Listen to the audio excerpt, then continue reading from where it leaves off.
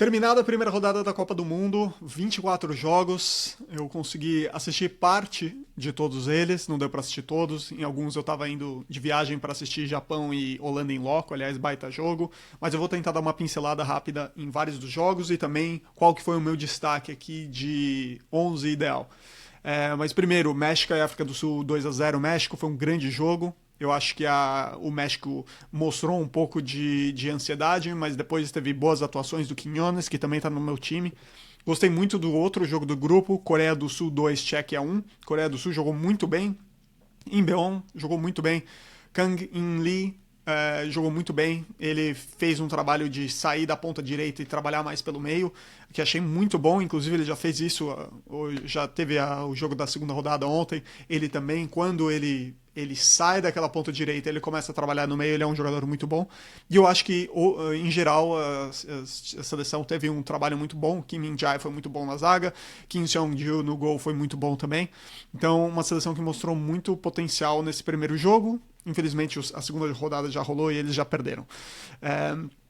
Grupo B, Canadá e Bósnia, Catar e Suíça, os dois empataram em 1-1.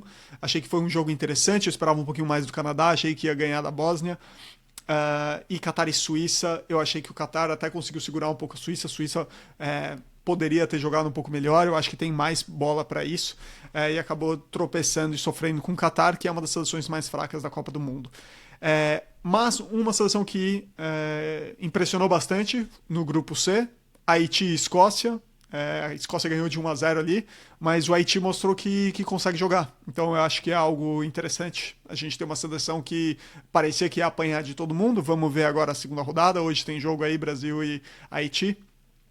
Mas é uma seleção que foi melhor do que eu esperava. A Escócia já não espero tanta coisa assim dela. De novo, quase não consegui assistir por causa da viagem, mas o pouco que eu vi a mim me impressionou.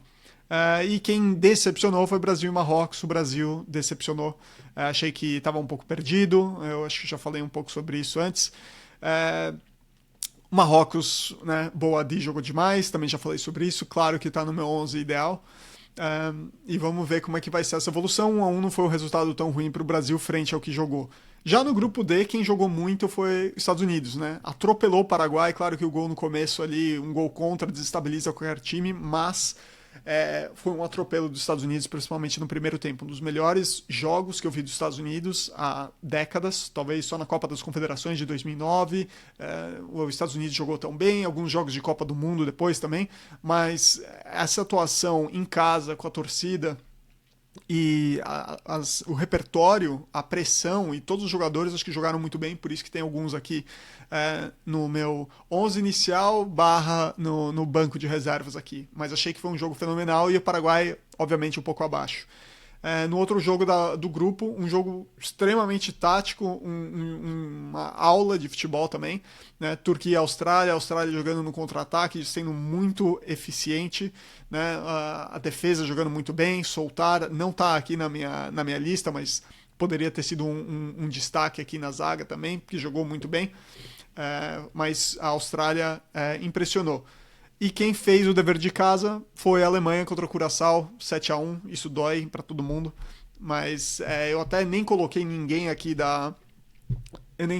daqui da Alemanha, porque eu acho que fica muito complicado esse jogo, né? Você não consegue tirar muito sobre esse jogo. E Costa do Marfim e Equador, eu acho que é um jogo que eu assisti bem pouco, na verdade. Eu vi alguns highlights, vi todos os toques na bola do Diomandé e realmente ele teve um impacto gigantesco no jogo ali. O Hincapié sofreu para parar com ele. O Diomandé jogou dos dois lados, mas principalmente no lado direito. E eu acho que foi um bom resultado. A Costa do Marfim é uma seleção forte, então algo que se poderia esperar. Já no grupo F, eu tive a oportunidade de estar em loco para assistir Japão e Holanda. Baita jogo tático. Foi um jogo que talvez alguém se esperasse um pouco mais do Japão. Mas acho que foi um jogo muito estudado por duas seleções. O Japão ficou esperando. O Japão sabe sofrer. Eu acho que essa é a grande vantagem da seleção. Sabe sofrer sem bola e quando tem o espaço consegue dominar e trabalhar. Então pode ser uma equipe de transição para atacar, mas também quando não conseguir fazer a transição, ela vai conseguir achar espaços e tocar a bola e controlar o jogo. Foi um jogo difícil, mas a Holanda também não soube aproveitar, eu acho. Muitas bolas no primeiro tempo foram para o Gakpo, né, Gakpo, como falam aqui, que só cortava para o meio. Se ele tivesse um pouquinho mais de repertório e cortasse algumas vezes para a esquerda, talvez ficaria um pouco mais fácil. Mas eu acho que até o Japão ensina muita coisa que a gente poderia pegar para o Brasil. A disciplina tática dos jogadores, você vê a linha de 5, na verdade, atrás, os jogadores que fazem os lados são pontas, que basicamente jogam como lateral. Então você tem o Ritsu Doan na direita e você tem o Nakamura Keito na esquerda. Nakamura Keito que eu coloquei aqui na ponta, porque ele na verdade é um ponta. Mas defensivamente eles fizeram um trabalho muito bom. O Kubo na direita estava também protegendo com o Ritsu Doan, então tinha uma marcação dobrada ali que estava anulando, então o Japão jogou muito bem, e eu acho que a Holanda no final acabou ficando feliz com 2-1, não retrancou direito, acho que o Ake não entrou tão bem no jogo, e o Japão, na sua tenacidade, conseguiu achar o empate. Então o jogo foi muito emocionante lá do estádio, eu posso falar um pouco mais desse jogo. E o outro jogo do grupo, acho que também foi uma das atuações mais fortes da rodada, com Suécia e Tunísia. Não consegui assistir o jogo inteiro ao vivo, mas eu assisti um pouco depois, porque eu estava voltando de viagem, mas a Suécia conseguiu fazer um trabalho muito bom. Eu acho que o Isaac e o Gyökeres são atacantes que se complementam muito bem, e é muito interessante essa transição. É uma equipe que pode dar muito trabalho, claro. O Yassin Ayari também brilhou ali, fez o gol, não quis comemorar, o que eu achei interessante, né, quando se trata de seleções. Acho que é a primeira vez que eu vi alguém não comemorar um gol, né, lei do ex, ou algo assim. Grupo G, Bélgica e Egito 1-1. Achei que a Bélgica poderia ter jogado um pouco melhor. Acho que sempre falta para a Bélgica um pouco de protagonismo, de querer se destacar e de alguém chamar a responsabilidade. Acho que o Doku jogou muito bem, ele buscou o jogo, ele saiu da esquerda, foi tentar jogar no meio, foi tentar na direita. Achei impressionante quando o Lukaku entrou, em alguns segundos já rolou o gol. E o Egito soube também jogar, aproveitar as suas situações. Acho que o Salah jogou o que se espera hoje em dia do Salah também. E o jogo Irã e Nova Zelândia foi um caos, foi divertido. Eu gostei bastante, apesar do Chris Wood não ter feito os gols e tudo, mas eu acho que o trabalho que ele faz com bola, assim, como pivô, é fenomenal. Assim. Ele agasalha uma bola no peito que vem do goleiro, vem de trás, ele faz o pivô, segura. Então, realmente, é um atacante que é muito interessante, tanto que está no meu banco aqui dos 11 iniciais. No grupo H, Espanha e Cabo Verde 0-0. Esse foi, eu acho que a maior zebra dos jogos. A maior decepção para mim, eu estava achando que a Espanha seria uma finalista da Copa do Mundo, mas a dependência deles de Nico Williams e Lamine Yamal, principalmente, é muito impressiona. É uma equipe que foi um pouco apática, claro. Todos os méritos para Cabo Verde, acho que só fez uma falta no jogo aos 16 minutos. Mas é impressionante como a Espanha não conseguiu achar soluções, não conseguiu quebrar aquela barreira. O Oyarzabal não jogou bem. Pedro até teve uma boa atuação, mas falta ser um pouco mais incisivo, e a Espanha tem que conseguir fazer mais, mesmo sem Yamal, mesmo sem Nico Williams, desde o começo do jogo. Arábia Saudita e Uruguai, acho que os goleiros ajudaram um pouco aqui no resultado. 1-1, foi um jogo que teve emoção até o final. E aí acho que jogos que foram muito interessantes no grupo I. França e Senegal, achei um jogaço. França acordou no segundo tempo, eu acho, mas o primeiro tempo foi lá e cá. Senegal teve gol anulado, teve grandes chances. Achei que foi um bom jogo de Senegal, mas aí no segundo tempo é um exemplo de como as mudanças táticas fazem muita diferença. E eu acho que é uma outra lição que o Brasil pode aprender da França. Como o Didier Deschamps faz uma pequena alteração de posicionamento de jogadores, então ele tira o Olysée, que estava marcando e jogando pela direita, e inverte ele com o Dembélé. Dembélé estava pelo meio, tendo a liberdade total que ele sempre tem, então com a bola, como o Paris Saint-Germain, que o Olysée e o Dembélé podem sair e se mexer. Mas eu achei impressionante que só essa mudança conseguiu potencializar o Olysée, porque ele ficava correndo atrás, ele não estava marcando, porque ele não tem essa dinâmica de marcação como o próprio Dembélé tem, e aí ele ficava marcando no lado, e quando ele tinha a bola ele vinha para o meio. e o Dembélé tinha que fazer o contrário. Então essa transição defensiva e ofensiva estava sendo prejudicada.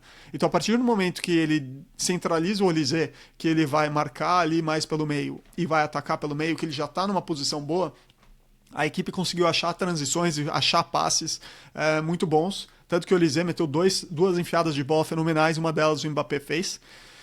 Acho que o Rabiot também jogou demais. Então, o segundo tempo da França, muito bom. O Pamecano na zaga foi muito bem também. Acho que a equipe da França, como um toda, no segundo tempo se provou porque que é a grande favorita dessa Copa do Mundo. E Iraque e Noruega, acho que foi legal pra gente ver por tudo que envolve o Haaland na primeira Copa dele, estrear já com 2 gols. Então acho que foi muito legal ver essa Noruega jogar. A Noruega é uma seleção muito forte também, a gente tem que se preparar, não é só ele, não é só o Odegaard, é uma seleção que é o potencial para chegar longe nessa Copa do Mundo.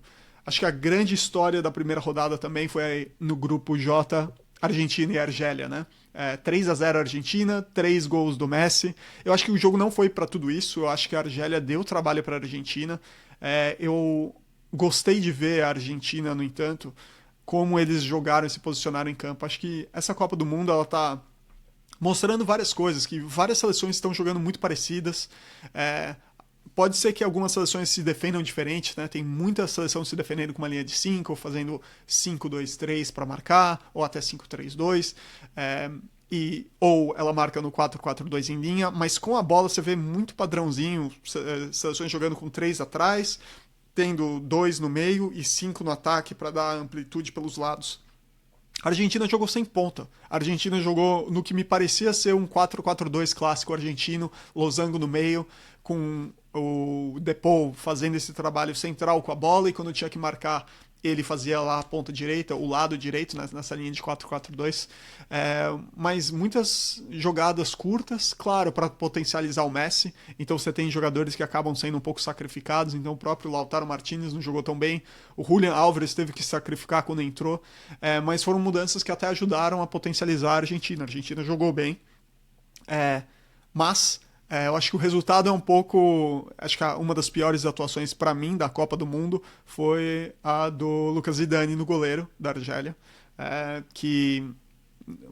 Aí rolou vídeo que ele não estava tão bem já antes do jogo, mas enfim, acho que para mim falha nos 2 gols. Acho que o primeiro gol era defensável, acho que ele tinha que ter dado um impulso um pouco melhor. Acho que ele não estava bem com a base dos pés, ele poderia ter ido com uma mão, acho que foi com as duas, então acho que era uma bola defensável na primeira, na segunda nem se fala que ele entrega a bola ali. Não estou falando que são as bolas mais fáceis do mundo, mas eu acho que para a Copa do Mundo eram bolas que eram defensáveis. E o terceiro gol para mim do Messi é uma jogada que eu acho que teria que estar jogando contra o Messi para entender o porquê que a galera não marca essa bola. A gente sabe que aquela boca da área ali é onde o Messi adora pegar a bola para chutar, para fazer aquele tapa no canto.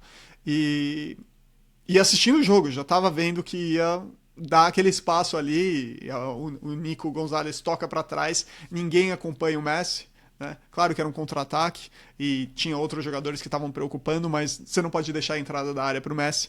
Mas o que fica é essa história fenomenal do Messi marcar 3 gols na estreia, já se equiparar na artilharia. Então, eu acho que foi a principal história que a gente vê aí. Né? Áustria e Jordânia no grupo. Acho que foi um jogo que a Áustria teve uma vitória aí que confirmou o favoritismo, mas a Jordânia até mostrou um futebol um pouco melhor. Acho que o placar só mostra a solidez do que se esperava. E aí o jogo de Portugal e Congo. Assim, a seleção de Portugal, eu esperava mais da seleção de Portugal. Congo não é uma seleção fraca, mas Portugal tem algumas dificuldades contra equipes que ficam muito defensivas.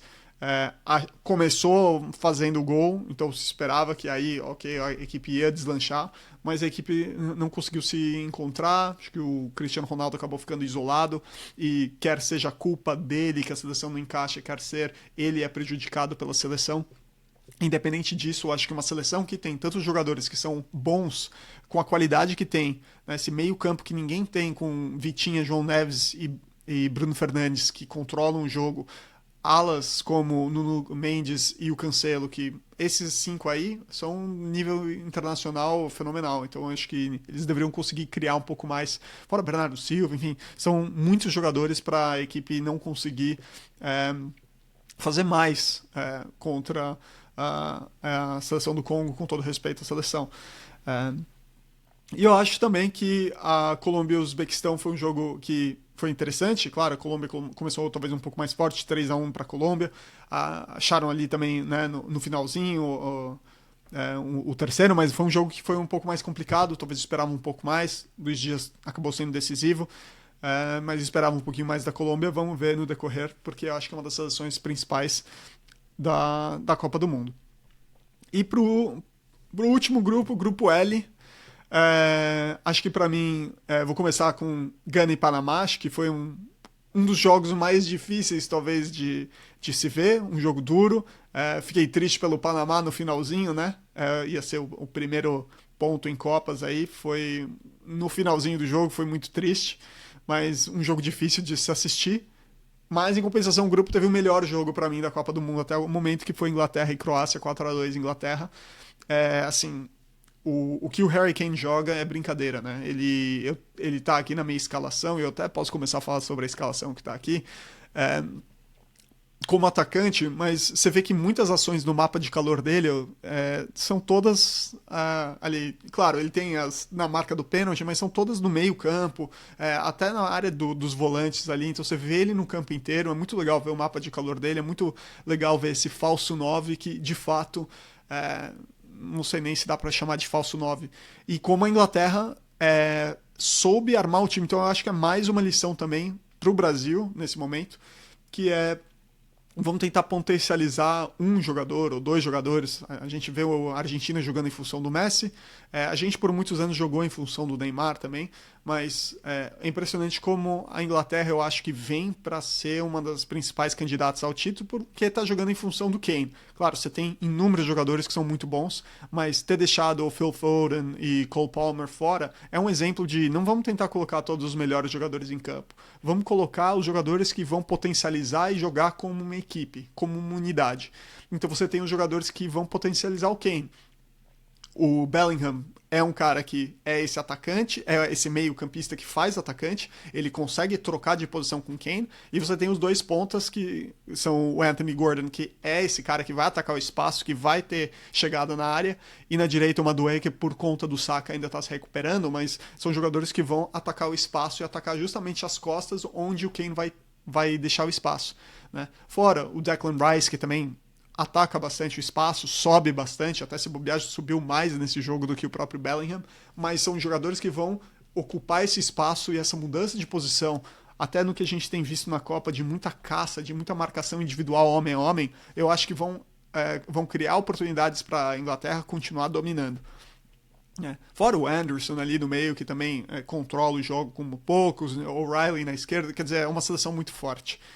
E eu acho que é isso que a gente está vendo bastante. A gente tem essas histórias de campo aberto, de transição nessa Copa do Mundo, que a gente vai ver alguns padrões de várias seleções, mas essa marcação individual pode fazer com que a Inglaterra se destaque um pouco. Falando sobre o meu 11 ideal dessa primeira rodada da Copa do Mundo. Já vou começar com uma polêmica, porque para mim o Livakovic foi o melhor goleiro, né? Apesar de ter tomado 4 gols da Inglaterra, eu acho que ele fez defesas fenomenais. Ele até pegou um pênalti que, enfim, ele saiu um pouco da linha, mas as defesas que ele fez, acho que poderia ter sido muito mais que a Croácia tomaria. Até achei que a Croácia poderia ter jogado um pouquinho mais. Modric, alguns jogadores ali também não jogaram tão bem, mas claro, méritos da Inglaterra. Mas o Livakovic realmente pegou muito bem. Acho que o Vozinha foi o nome da vez, porque ele conseguiu ter o 0-0 ali, mas eu não achei que foram defesas das mais complicadas como foram as do Livakovic.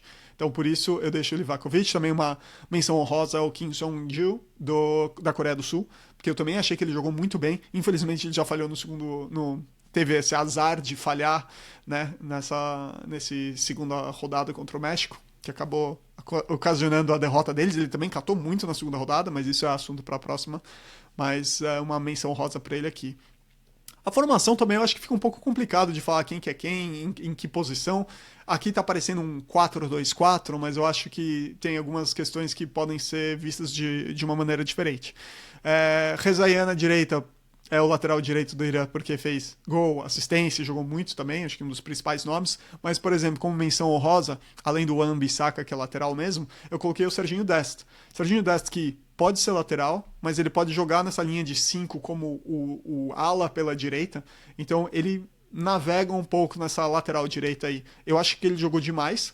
Foi praticamente um ponta pela direita e ele soube ocupar muito bem esse espaço. Acho que uma das grandes virtudes dos Estados Unidos foi saber achar esse espaço entre o ponta, o lateral e o zagueiro, mesmo que seja uma linha de 5, achar aqueles espaços para paralela no canto do campo foi algo que eles acharam demais. E muito mérito do Dest e do Pulisic e do Anthony Robinson. Anthony Robinson, para mim, foi o melhor lateral esquerdo, eu acho que eu posso considerar ele mais. Então, na lateral esquerda tá ele.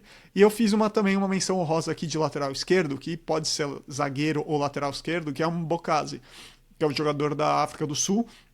Canhoto muito forte, potência, velocidade. Acho que teve, apesar da África do Sul não ter uma Copa do Mundo tão forte até o momento, mas eu acho que eles foram muito bem. E ele, em especial, mostrou solidez defensiva, não é à toa que ele está sendo procurado por times da Europa. Na zaga, Diney, acho que foi muito bem. Akanji também, super seguro. O Pamecano, acho que também teve um jogo muito seguro. E o Kim Min-jae, acho que por conta de tudo que a Coreia do Sul também jogou, acho que são as menções honrosas aqui. Também tem outros nomes que eu poderia ter mencionado, como Soltar, da Austrália. No meio-campo, acho que não tem dúvida, para mim são essas que eu cravo. Para mim, os jogadores que eu mais gostei de jogar, de assistir jogar, talvez porque eu jogo no meio-campo, mas eu gosto de ver jogadores que controlam o jogo muito bem. E eu acho que o Imbeon e o Boadi mostraram uma tranquilidade e segurança com a bola. Boadi, para mim, é a grande novidade, revelação da Copa nesse momento. Claro, já tinha jogado bem contra o Real Madrid no Lille. Já falei, acho que o Lille vai fazer uma grana com ele, 18 anos apenas, mas controlando o jogo de uma maneira fenomenal. E o Imbeon também ditando o ritmo, fez um golaço, então acho que não poderia ser diferente. E como menções honrosas, acho que o Xhaka jogou muito bem. O Pape Gueye, pelo Senegal contra a França também, teve um jogo muito bom. E o Rabiot, assim, o meio-campo, apesar dos destaques serem os Olise e o Mbappé, claro que esses meio-campistas fazem uma diferença num jogo tático muito forte. E aqui eu coloco o Kang-in também, o Kang-in Lee, da Coreia do Sul. Eu acho que ele poderia ter sido um cara que poderia colocar na ponta direita, mas ele transitou pelo meio e tudo, por isso que eu falo que essas posições são muito relativas. E falando sobre transitar, o Diomandé na ponta direita, acho que ele jogou na ponta direita e ponta esquerda, mas ele deu muito trabalho para o Hincapié e jogou realmente muito. E o Olise também poderia estar no meio, poderia estar na ponta, poderia ter invertido ele. Acho que também merecia um destaque aí, mas acho que o Diomandé teve um impacto mais interessante como destaque para mim. Na esquerda, Quiñones, do México, acho que teve, já na estreia ele se destacou bastante, também não ficou só na ponta, ele veio pelo meio, ele construiu jogadas, fez gol, acho que foi um jogador que foi muito interessante, mas claro, menção honrosa pro Pulisic, que só jogou meio tempo, claro, porque o jogo já estava decidido, mas eu acho que foi impressionante como ele pegou, partiu para cima e acertava a maioria dos lances, que eu acho que é importante também, né? Outra lição para o Brasil, não adianta você só pegar e querer partir para cima e tomar as decisões erradas. E a menção rosa para o Keito Nakamura, que poderia ter sido um lateral esquerdo, poderia ter sido ponta, mas fez gol, marcou muito bem na defesa. E aí no ataque não poderia ter sido outro, Kane e Messi, né?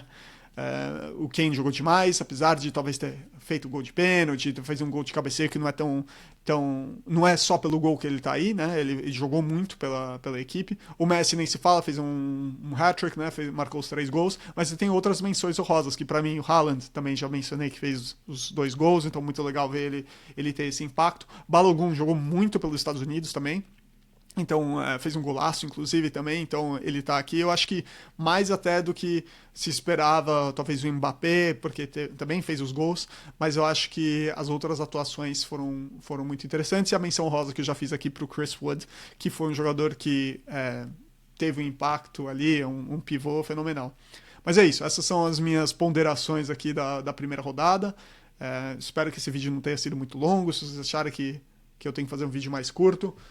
Aceito feedback também, mas é isso. O que vocês acham? Comenta aí.